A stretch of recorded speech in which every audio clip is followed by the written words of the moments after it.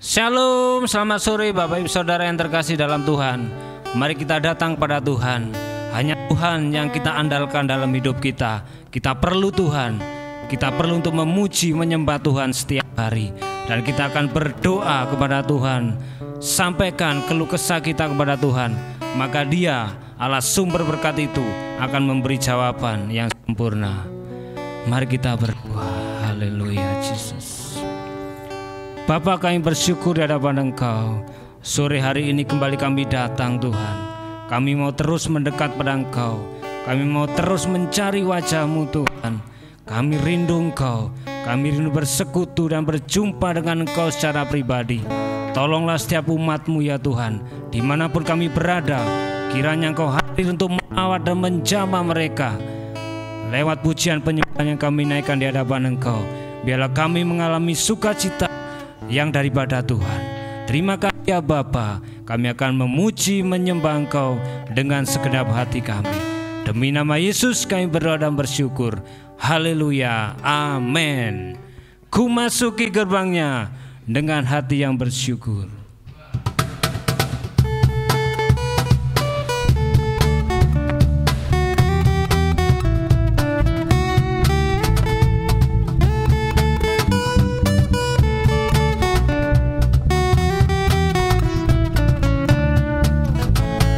Masuki gerbangnya dengan hati bersyukur, halamannya dengan pujian.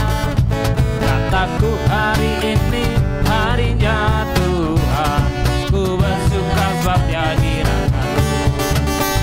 Ku masuki gerbangnya dengan hati bersyukur, halamannya dengan pujian. Kataku hari ini harinya Tuhan, ku bersuka sebab Dia girangkanku. Dia girangkanku, oh Dia girangkanku. Ku bersuka sebab Dia girangkanku. Oh Dia girangkanku, oh Dia girangkanku. Ku bersuka sebab Dia girangkanku.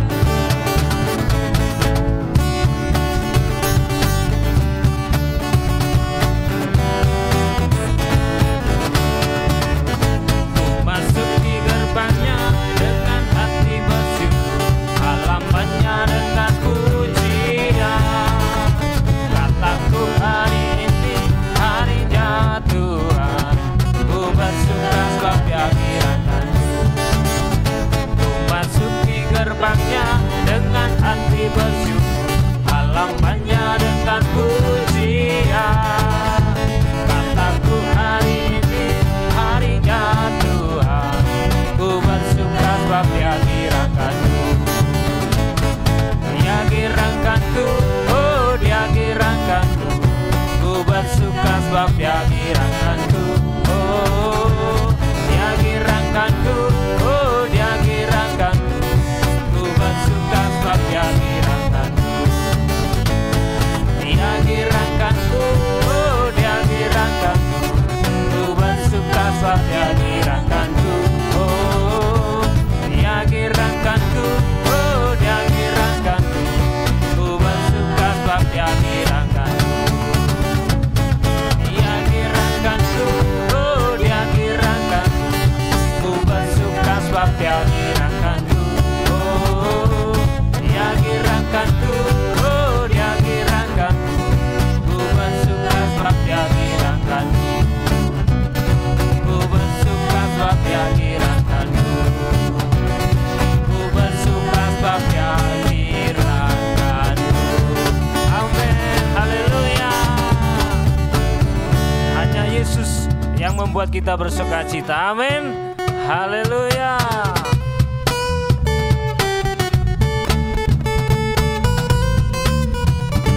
Memuji Tuhan dengan senang hati kita.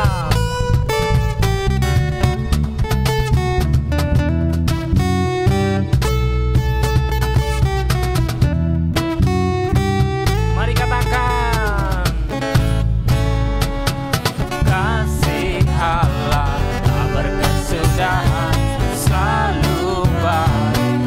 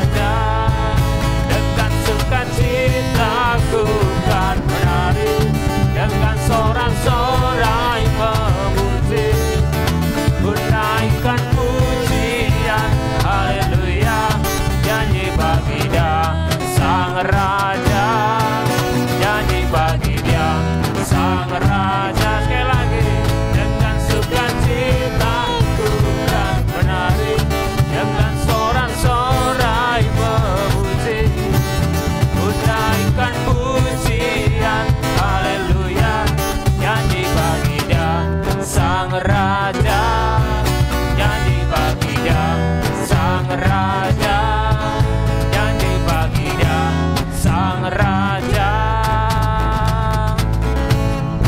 Selamanya, amin, haleluya. Denganmu Tuhan, kami akan berjalan dari kemuliaan sampai kemuliaan.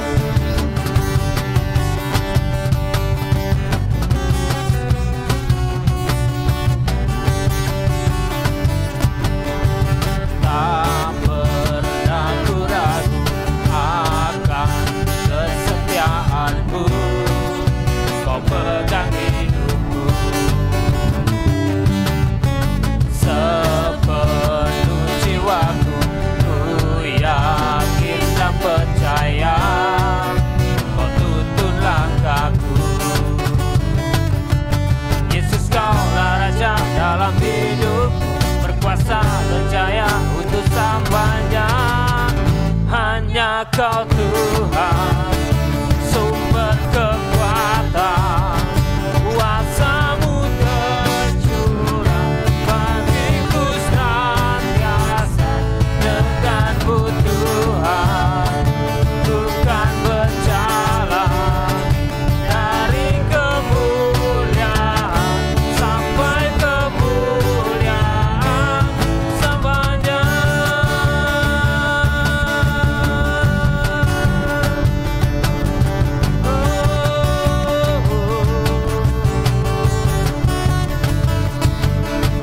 Tak pernah ku ragu akan kesetiaanmu, Kau pegang hidupku sepenuh jiwaku, sepenuh jiwaku.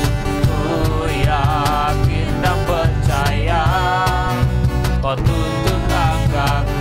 Amin Tuhan. Yesus, Kaulah Raja dalam hidupku, berkuasa berjaya untuk selamanya. Hanya Kau Tuhan, sumber kekuatan, kuasa-Mu tercurah bagiku senantiasa. Denganmu Tuhan, ku kan berjalan dari kemuliaan sampai kemuliaan. Hanya Kau Tuhan, sumber kekuatan, kuasa-Mu tercurah bagiku senantiasa.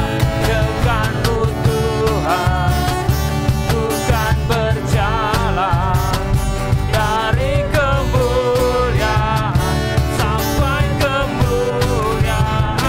Hanya Kau Tuhan, sumber kekuatan, kuasa-Mu tercurah bagiku senantiasa.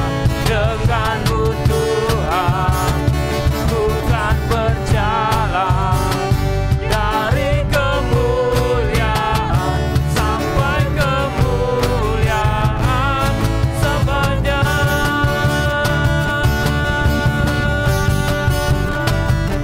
Selamanya.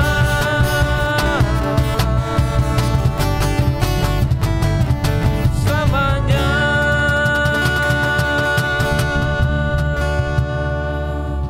Haleluya, haleluya Jesus. Hanya saat indah berjalan bersamamu, kami mau datang padamu Yesus. Haleluya. Saat indah berhadapan denganmu, memandang wajah-Mu Yesus, kekasih jiwaku.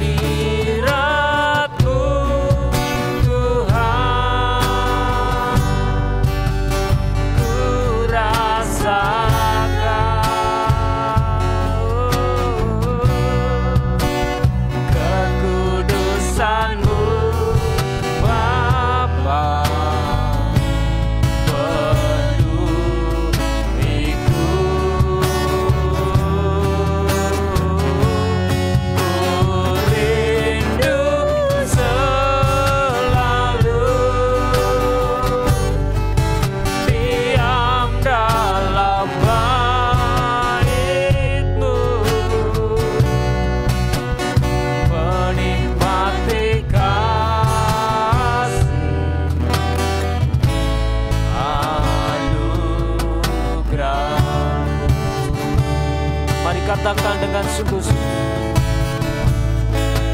Saat indah berhadapan denganmu, memandang wajahmu, Yesus kekasih jiwaku. Bawa daku, bawa daku, berat dalam pelukanmu, menikmati kasih dan indahnya hadiratmu. Hadiratmu, hadiratmu Tuhan, ku rasakan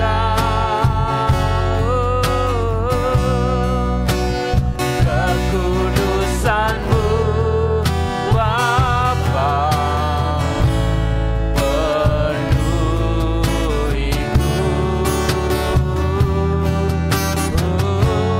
Ku rindu selalu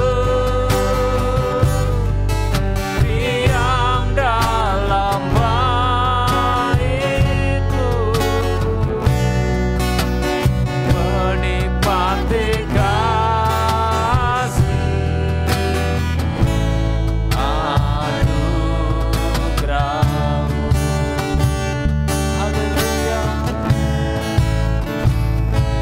Saat indah, ini kerinduan kami Bapa. Kami rindu dekat dengan Engkau, menikmati hadirat-Mu Tuhan.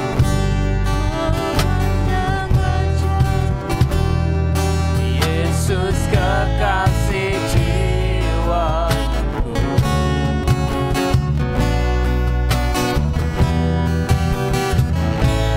bawa daku, berat dalam pelukanmu,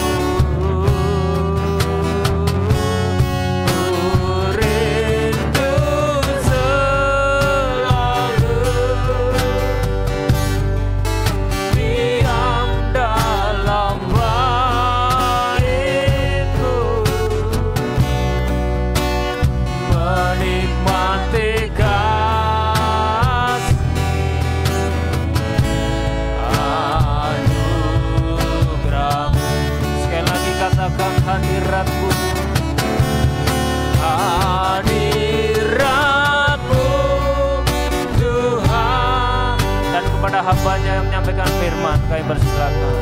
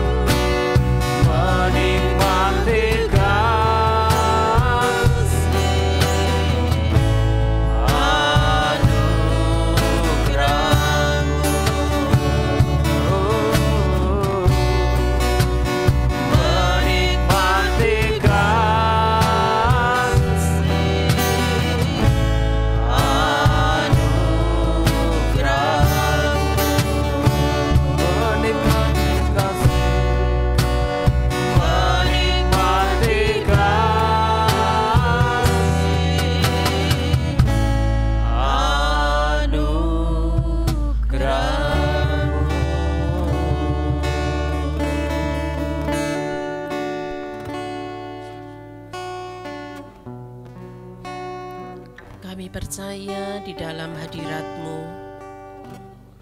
Kami menikmati kasih-Mu. Dalam hadirat-Mu kami menikmati damai-Mu.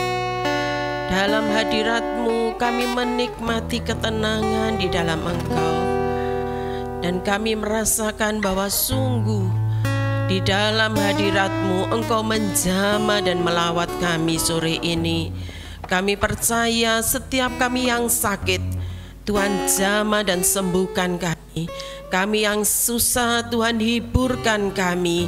Karena kami percaya di dalam hadirat-Mu mujizat terjadi, kesembuhan terjadi, manifestasi terjadi. Dan kami percaya indahnya hadirat-Mu membuat kami rindu senantiasa berlama-lama di dalam hadirat Tuhan. Kami juga rindu Engkau berbicara pada sore hari ini. Berfirmanlah Engkau Tuhan, karena kami tahu melalui firman-Mu kami boleh semakin bertumbuh dan mengenal Engkau secara pribadi. Nyatakan isi hati-Mu dan kami mau belajar bersama-sama supaya kami boleh mengenal Engkau lebih lagi. Dan kami percaya pada waktu kami mengenal Engkau secara pribadi, maka kami boleh menjadi anak-anak yang mengerti kehendak Tuhan yang terbaik atas hidup kami. Hanya di dalam nama Tuhan Yesus Kristus kami mau belajar bersama-sama pada sore hari ini. Haleluya, amin. Selamat malam saudara semua, baik yang ada di rumah maupun yang ada di tempat ini. Saya menikmati kebaikan Tuhan, saya menikmati hadirat Tuhan sore hari ini. Saya pada waktu duduk di situ, saya ikut memuji, saya menyembah Tuhan. Betapa saya merasakan jamahan Tuhan hari ini melawat saya secara pribadi. Dan saya tahu ada beberapa saudara juga yang hari ini ambil bagian, yang merasa kurang enak badan. Tetapi kalau kita percaya pada waktu kita menikmati hadirat Tuhan, pada waktu kita sungguh-sungguh ada di dalam hadirat dan kehendak Tuhan, maka kesembuhan dan pemulihan terjadi atas kita. Malam ini kita mau belajar bersama-sama. Judul renungan saya yang kita akan belajar pada hari ini dikatakan, diberkatilah orang yang mengandalkan Tuhan. Kita baca di dalam Yeremia 17 ayat yang ke-7 sampai yang ke-8. Yeremia 17 ayat yang ke-7 dan yang ke-8. Diberkatilah orang yang mengandalkan Tuhan, yang menaruh harapannya pada Tuhan.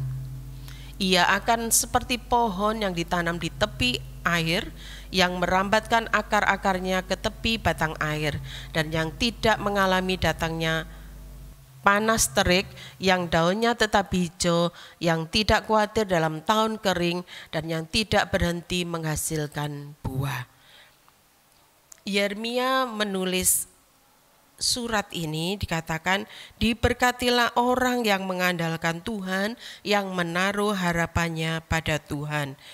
Yeremia memberikan jaminan hidup, bukan Yeremia ya, maksudnya memberikan pengertian bahwa jaminan hidup kepada orang yang mengandalkan Tuhan, yaitu bahwa pasti diberkati. Sementara kalau kita mengandalkan diri kita sendiri, kita pasti binasa. Dalam bahasa Ibrani dikatakan itu artinya batak. Mengandalkan Tuhan itu batak, artinya adalah lebih confident, lebih yakin, lebih merasa aman, dan lebih percaya, mempercayakan diri kita kepada Tuhan apa adanya. Jadi kalau kita mengandalkan Tuhan berarti menjadikan Tuhan satu-satunya sumber kebahagiaan kita, sumber kekuatan kita. Dan itu berarti tanpa Tuhan kita tidak berdaya apa-apa. Jadi malam ini kita mau belajar dari Nabi Yeremia, bagaimana dia bisa berbahagia. Meskipun nanti kita akan belajar bersama-sama dalam situasi yang tidak memungkinkan sekalipun, dia tetap menulis ayat ini bahwa diberkatilah orang yang mengandalkan Tuhan. Nah, jadi dalam segala aspek hidup kita harus mengandalkan Tuhan. Lalu yang pertanyaannya seperti ini, ciri-ciri orang yang mengandalkan Tuhan itu bagaimana? Yang pertama, ayat yang ke-8 dikatakan, ia akan seperti pohon yang ditanam di tepi air, yang merambatkan akar-akarnya ke tepi batang air. Jadi dikatakan di sini, dan yang tidak mengalami datangnya panas terik, yang daunnya tetap hijau. Jadi ciri yang pertama yaitu tertanam dan bertumbuh di dalam Tuhan. Pada waktu kita ini mengandalkan Tuhan, kalau kita lihat ya pohon, tumbuhnya di dekat aliran air, pasti kita akan melihat itu akan subur. Kalau dia ada buah, pasti buahnya juga akan lebat. Karena apa? Dikatakan tidak mengalami datangnya panas terik. Beberapa waktu yang lalu kita mengalami kemarau panjang, hari-hari ini kita mengalami hujan. Bahkan ada yang sampai banjir. Nah, dikatakan pohon yang merambat akarnya di tepi batang air, itu dia akan daunnya pasti subur. Nah, kehidupan kekristenan kita juga seperti itu. Dikatakan di sini pohon yang kuat dan bertumbuh dalam baik karena akarnya merambat dan tiap-tiap kali akan menemukan air yang tepat. Demikian juga dengan kehidupan kita. Jadi kalau hidup kita sungguh-sungguh tertanam di dalam sumber air hidup kita, itu namanya Yesus. Jadi kalau hidup kita itu tertanam dan kita merambatkan akar-akar hidup kita ini, dikatakan di dalam Yohanes juga mengatakan bahwa kita ini ranting, Yesus itu pokok anggurnya. Dan kalau kita ini tertanam, melekat sungguh kepada pokok anggur, maka kita pasti hidup. Demikian juga kita belajar pada malam ini. Jadi kalau hidup kita merambat kepada sumber air hidup siapa? Yaitu Tuhan itu sendiri, maka dikatakan di sini kita akan tetap kuat. Merambat akar hidup kita ke batang air. Maksudnya apa? Kita senang berdoa. Jadi berdoa itu bukan cuma sehari 3 kali, tetapi ada jam-jam khusus di mana kita berdoa dengan segenap hati untuk kita datang kepada Tuhan. Lalu senang membaca dan merenungkan firman Tuhan. Bukan karena sekedar mengisi waktu atau supaya kita bisa tidur, enggak. Tetapi rindu tiap-tiap kali ada satu kesenangan di dalam hidup kita untuk kita membaca dan merenungkan firman Tuhan. Karena apa? Pada waktu kita bersenang untuk kita merenungkan firman Tuhan, kita akan semakin mengerti kehendak Tuhan di dalam hidup kita secara pribadi. Dan bukti yang lain, pada waktu kita senang berdoa, senang membaca firman Tuhan, senang merenungkan firman Tuhan, kita akan senang juga beribadah. Ada meme yang dikatakan, saya pernah melihat, kenapa kok enggak pernah muncul di gereja? Munculnya pada waktu Paskah, Natal. Lalu dia katakan gini, karena meme itu guyonan ya. Dikatakan seperti ini, loh iya, aku memang intelijen, jadi munculku itu sewaktu-waktu, jadi aku meneropong tiap-tiap kali, jadi aku munculnya sewaktu-waktu, pada waktu ibadah Paskah atau pada waktu hari Natal. Nah, tugasku di luar. Nah, enggak tahu, ini karena guyonan ya.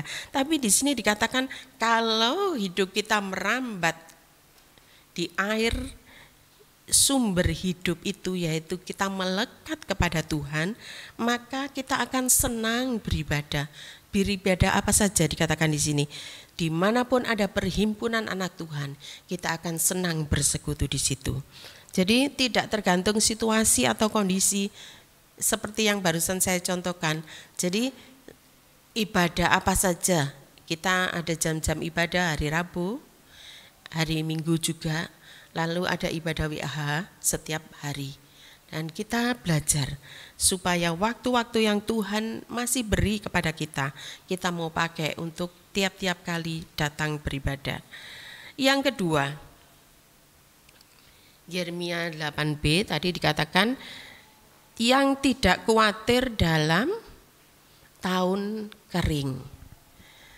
Pada waktu kita mau memasuki tahun 2024 ada banyak ramalan atau banyak orang yang menafsirkan tahun 2024 adalah tahun kekeringan. Nah, tapi di sini kita belajar pada waktu kalau kita mengandalkan Tuhan, dikatakan tidak khawatir dalam tahun kering. Kapan tahun kering? Kalau orang yang di luar mengatakan tahun 2024 adalah tahun kekeringan. Tetapi kita mau katakan, kita tidak pernah khawatir karena kita merambatkan akar hidup kita kepada air hidup. Siapa? Tuhan itu. Andalkan Dia dalam segala situasi apapun juga. Seringkali saya sampaikan kepada anak-anak yang ada di Pondok Waras, sebelum kaki ini turun kena lantai, masih di tempat tidur, ucap terima kasih ke Tuhan. Karena kita dikasih kesempatan untuk menikmati hari baru, kesempatan yang baru untuk berbuat baik bagi orang-orang yang ada di sekitar kita, dan kesempatan yang baru untuk kita menikmati anugerah dan kebaikan Tuhan. Yeremia menulis ayat ini bukan berarti dia hidupnya aman-aman saja. Yeremia, kita belajar hari ini. Yang pertama, pada waktu itu Yeremia dia di penjara. Yeremia ini mengalami hal yang tidak enak, tetapi dia masih menuliskan, diberkatilah orang yang mengandalkan Tuhan, yang menaruh harapannya pada Tuhan. Pada waktu Yeremia ini menghadapi sesuatu masalah, dia bukan di penjara bukan karena salah, tetapi dia menyampaikan isi hati Tuhan kepada bangsanya waktu itu. Tetapi bangsanya sendiri mengatakan, raja yang ada dikatakan apa yang disampaikan itu bohong. Dan pada waktu itu Yeremia ini dipenjara, dimasukkan di tempat penampungan air di tempat yang paling bawah. Kita baca ayatnya di dalam Yeremia 37. Yeremia 37 ayat yang terakhir yang ke-16, di situ dikatakan 16. Oke. Demikianlah halnya Yeremia masuk ke dalam ruang cadangan air di bawah tanah itu, dan lama Yeremia tinggal di sana. Yeremia menyampaikan kebenaran apa yang Tuhan sampaikan untuk umatnya. Tetapi pada waktu Yeremia ini menyampaikan kebenaran itu, bangsanya, rajanya justru merasa bahwa Yeremia ini menyampaikan hal yang salah. Sehingga pada waktu itu Yeremia ini akhirnya ditangkap, dimasukkan ke dalam ruang cadangan air di bawah tanah. Dan kita melihat lamanya Yeremia tinggal di sana itu tidak ditentukan. Bisa 1 minggu, 2 bulan, atau mungkin bertahun-tahun. Alkitab tidak tulis, tetapi dikatakan di situ lama Yeremia tinggal di tempat itu. Bukan hanya itu aja. Yang kedua, Yeremia dia dikatakan di sini dia juga dimasukkan ke dalam perigi. Namanya perigi Malkia. Itu sumur, perigi itu sumur yang tidak ada airnya. Pasal yang ke-38. Ya, pasal yang ke-38 ayat yang pertama. Ayat yang ke-6. Ya. Maka mereka mengambil Yeremia dan memasukkannya ke dalam perigi milik Pangeran Malkia yang ada di pelataran penjagaan itu. Mereka menurunkan Yeremia dengan tali di perigi itu. Dengan tali di perigi itu tidak ada air, hanya lumpur, lalu terperosoklah Yeremia ke dalam lumpur itu. Jadi perigi itu sumur yang sudah airnya tidak ada dan itu isinya lumpur. Yeremia dimasukkan ke situ seperti kisahnya Yusuf. Tetapi dikatakan di sini Tuhan masih berperkara atas Yeremia. Dia menolong dengan caranya Tuhan yang ajaib. Sehingga ada satu pangeran yang orang Ethiopia yang namanya Ebed-Melek, dia akhirnya menolong, sampaikan kepada raja. Kasihan, itu Yeremia masuk di perigi yang tidak ada airnya, isinya lumpur. Saya akan menolong karena musim roti juga sudah habis. Pada waktu raja mendengar itu, lalu raja katakan, tidak apa-apa, ajak 3 orang untuk ambil di gudangnya istana. Ambil pakaian yang sobek-sobek, lalu bawa sebanyak-banyaknya untuk mengangkat Yeremia dari perigi. Alkitab tidak tulis berapa tingginya perigi itu, berapa dalamnya perigi itu. Tetapi dikatakan di sini orang Ethiopia ini yang namanya Ebed ini, dia ambil itu baju banyak sekali dari gudang istana yang sobek-sobek supaya apa? Taruh di ketiaknya Yeremia dan Yeremia bisa diangkat, taruh di bawah kakinya supaya Yeremia tidak semakin tenggelam di dalam lumpur perigi itu. Saudara, ini menunjukkan hal yang apa? Mungkin kalau dikisahkan seperti ini, kalau tidak mengalami kurang seru ya. Tapi Alkitab tulis, dalam keadaan yang tidak baik sekalipun, Yeremia tetap mengatakan, diberkatilah orang yang mengandalkan Tuhan, yang menaruh harapannya pada Tuhan. Jadi dalam keadaan yang tidak enak yang dialami oleh Yeremia berturut-turut, dia dimasukkan di penjara, dia dimasukkan di perigi. Tidak ada rasanya waktunya untuk dia bernafas lega. Karena ada banyak ancaman justru dari orang-orang Yerusalem sendiri. Tetapi di situ dikatakan Yeremia bisa menulis ayat ini. Dan ini juga mari kita mau belajar bersama-sama. Yeremia dikatakan selama 40 tahun dia tidak diterima oleh bangsa Israel. Tetapi dia tetap melakukan tugas pelayanannya. Demikian juga dengan kita. Mungkin kita mengandalkan Tuhan, rasanya kok tambah sulit ya keadaan ini. Tapi mari kita mau belajar. Keadaan yang sulit, yang tidak enak, pasti ada maksud Tuhan. Supaya apa? Iman kita tidak menjadi lemah. Kita tidak menjadi takut, tetapi kita tetap memandang kepada Tuhan dan kita percaya bahwa Tuhan sanggup memberkati kita, bahwa Tuhan sanggup menyembuhkan kita, bahwa Tuhan sanggup menolong kita dalam keadaan situasi apapun yang saat ini sedang kita alami. Kita tetap belajar dari Yeremia, tetap kuat, tetap memperjuangkan bahwa Tuhan yang disembah oleh Yeremia, Tuhan yang tidak pernah tertidur. Kenapa kok waktunya sampai lama? Tuhan baru kirim orang-orang untuk menolong Yeremia. Karena Tuhan punya maksud. Kita juga seperti itu. Kenapa kok lama kita ditolong oleh Tuhan? Karena Tuhan punya maksud. Supaya apa? Supaya iman kita jadi semakin kuat.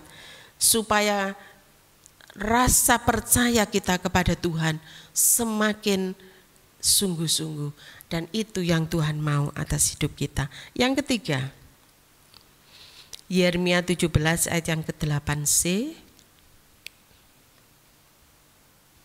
Yeremia 17 ayat yang ke-8 bagian C. Dikatakan di sini, dan yang tidak berhenti menghasilkan buah. Ciri yang ketiga, yaitu dikatakan pada waktu kita merambatkan, kita menempelkan diri kita kepada sumber air hidup, yaitu siapa? Tuhan. Maka kita tidak akan pernah berhenti menghasilkan buah. Kita sudah pernah belajar di WAH ini, menghasilkan buah, bukan buah yang tidak kelihatan katanya Mr. Irwan, yaitu buah yang kelihatan. Pada waktu ada masalah, apa yang keluar dari diri kita? Mungkin kita baru keluar dari ibadah, buah yang perlu dikatakan pohon yang baik menghasilkan buah yang baik. Kalau kita selesai, kita berdoa, jumpa dengan Tuhan, lalu tidak sampai di rumah atau masih di pelataran, di parkiran, ada orang yang nyenggol motor kita, lalu kita bisa mengumpat atau kita bisa jengkel di sini, hilang damai sejahtera. Atau kita pulang di rumah, yang dicontohkan Mr. Irwan beberapa waktu yang lalu. Piring kesayangan kita pecah, ada yang pecahkan. Ngamuknya tidak berhenti-berhenti. Jadi mari kita mau belajar. Kalau kita merambatkan diri kita menempel erat kepada sumber air yang hidup, yaitu Tuhan itu sendiri, maka kita tidak berhenti menghasilkan buah. Buah bukan hanya buah yang kelihatan, tetapi di sini buah-buah jiwa juga. Orang bisa karena buah yang kelihatan ini yang kita hasilkan, kita dipukul orang, kita tidak bales. Kita difitnah orang, kita tidak balas. Atau mungkin kita bersikap baik kepada orang yang menjahati kita. Orang mungkin tidak suka dengan kita tetap lakukan hal yang baik. Dan itu dari sikap hidup kita yang seperti ini. Orang akan melihat, lu, sopo Tuhan nih. Ya. Kenapa? Alkitab mengajar kepada kita, kalau mungkin ini pikir kita itu sudah kuno, kalau pipi kita ditampar, kasihkan pipi yang kanan, pipi kiri ditampar, kasihkan yang kanan, cepret gitu ya. Itu ada di Alkitab. Tapi kenyataannya pada waktu mungkin kita ditempeleng orang, sopo, ndak tahu aku, kita bales. Nah, jadi seringkali keakuan kita yang lebih besar daripada Tuhan yang di dalam kita. Tetapi mari kita mau belajar. Pada waktu Yeremia ini, dia bisa katakan, dia bisa juga berteriak kepada Tuhan, Tuhan, ini aku sudah ngomong tentang firman-Mu yang benar, tetapi orang-orang ini justru mencelakakan aku. Jadilah seperti yang Tuhan mau. Mungkin Yeremia bisa minta Tuhan melakukan hal yang lebih parah lagi untuk orang-orang Israel. Tetapi dikatakan di situ, Tuhan tetap menyertai Yeremia, meskipun Yeremia ada di dalam pergi yang berlumpur, meskipun Yeremia ada di tempat penampungan air di bawah tanah, Tuhan tetap memberikan kekuatan iman kepada Yeremia. Dan hari ini kita mau belajar. Kalau kita mengandalkan Tuhan dan kita menaruh harapan kita kepada Tuhan, meskipun keadaan tidak memungkinkan untuk melakukan hal itu, tetapi kita terus, aku tetap berharap Tuhan. Meskipun orang di sekitarku tidak suka aku menyampaikan hal yang benar, kita tetap pandang Tuhan. Nanti ada masanya. Tuhan akan memberikan kekuatan, Tuhan akan memberkati kita, dan Tuhan akan memulihkan keadaan kita. Saya mengundang tim musik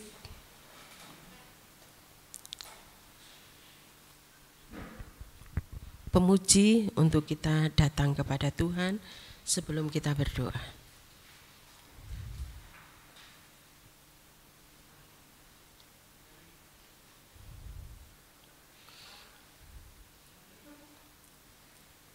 Biarlah renungan pada malam ini boleh semakin memotivasi setiap kita bahwa kita punya Tuhan yang berkuasa. Kita punya Tuhan yang tidak pernah tertidur dan terlelap. Dia memperhatikan keadaan kita dan Dia juga sanggup menolong kita. Kita naikkan pujian, nanti Mas Aris akan membantu saya.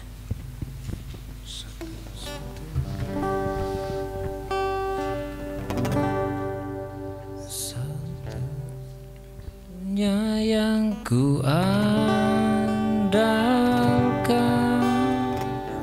satu-satunya yang ku percaya, Engkau sumber kekuatan, sumber pengharapan, sumber kedamaian. Satu-satunya yang ku andalkan, satu-satunya yang ku percaya, Engkau Tuhan memberkati, Tuhan penyembuhku, Tuhan pemulihku. Satu-satunya, satu-satunya yang ku andalkan, satu-satunya yang ku percaya, Engkau sumber kekuatan, sumber pengharapan, sumber kedamaian.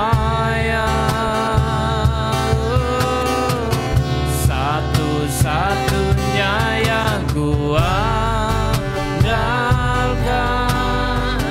satu-satunya yang ku percaya, Engkau Tuhan memberkati, Tuhan penyembuhku, Tuhan pemulihku.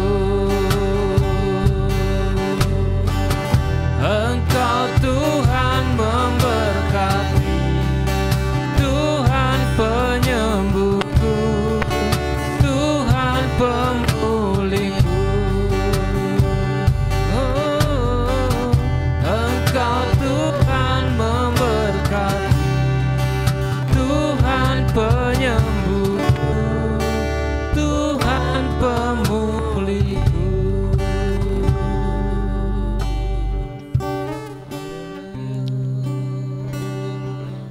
Bapa, kami sudah belajar kebenaran firman-Mu.